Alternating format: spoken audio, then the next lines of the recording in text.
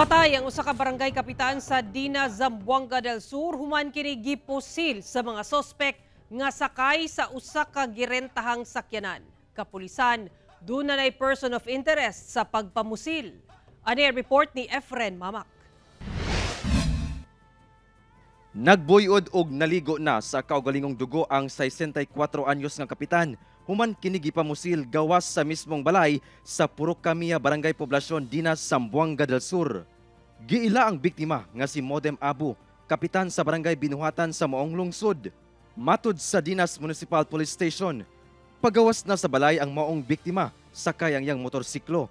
Dihang kalit kining gibanggaan og usa ka kotse dayon gipamusil kini sa mga sospek nga sakay sa maong sakyanan gamit ang usa ka M16 rifle una misibat. Nakaangko ng biktima og mga samad pinusilan sa likod nga bahin sa lawas og nawong hinungdan sa hinanaling kamatayon niini.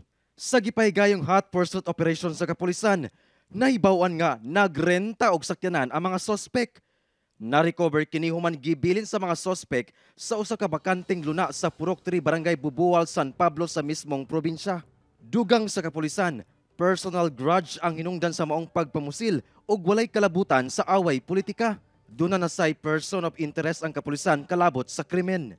Paghihiganti po. Mayroon na kaming suspect pero hindi ko lang maibigay yung pangalan kaya papayal kami ng kaso sa kanila. Personal nga grudge yun, parang awayan noong unang panahon ba? Bali parang anak yata yung doon, yung gumanti. Ang patayng lawas sa biktima gilubong na subay sa tradisyong Islam. Padayon sab nga nanawagan og justisya ang kabanay sa biktima.